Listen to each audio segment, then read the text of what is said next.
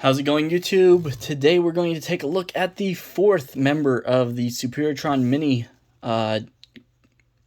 third-party Legends class Superitron set, and this is Flyfire. This is made by Zeta toys, and these are basically downsized versions of their leader or their masterpiece scaled combiner of Superitron. So basically just a small version of their metallic version, I believe, of Kronos, which was released under the name Superitron and was also released in a clear version as well.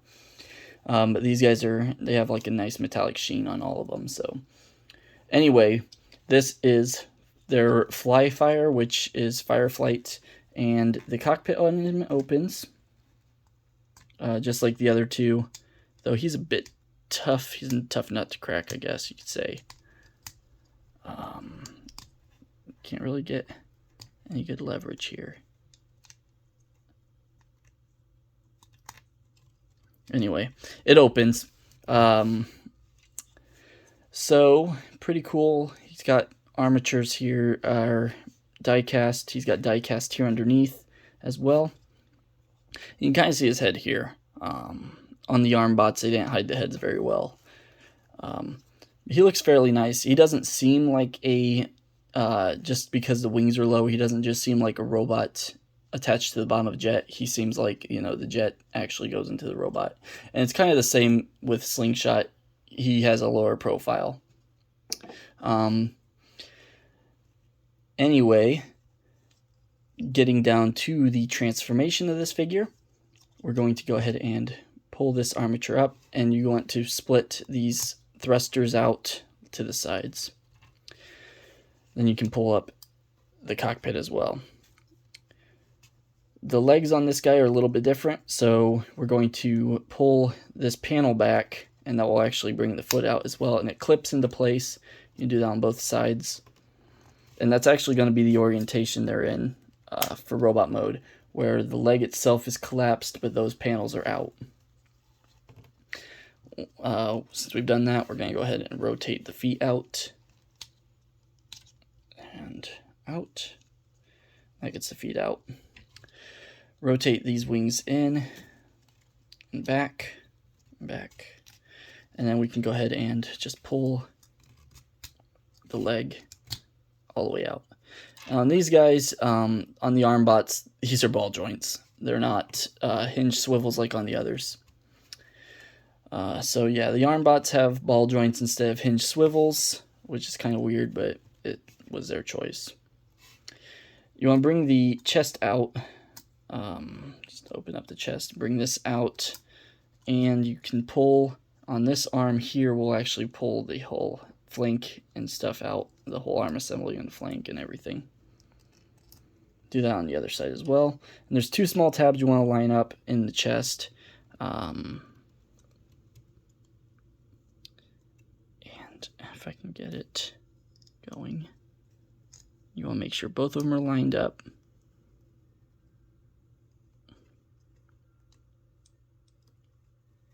And this is eating me up right now. Every other time it's worked perfectly fine. There it goes. And then it will also tab into right above the waist, the combined mode elbow assembly. Anyway, pull the arm out and flip out the fist, and then you want to collapse this up so that it makes sense. Pull out this arm, flip out the fist, collapse this up so it makes sense. And then we're going to just pull this whole assembly out here, rotate the head now. And you can bring this down and tabs into the back. The head kind of just rests there. And then on here, you're going to want to aim, like shoot this out like that, and then bring this up so that the tail fin is coming up between these two pieces here, and it will tab into the armature that this is attached to as well. Just kind of tuck those thrusters in a little bit, and there is Fireflight in his robot mode. He looks pretty good. He looks like he should. Mostly red with white as well. some blue highlights, jet pieces on the back. Articulation, also he can hold his guns, so he can hold his guns. They're a bit tight as well.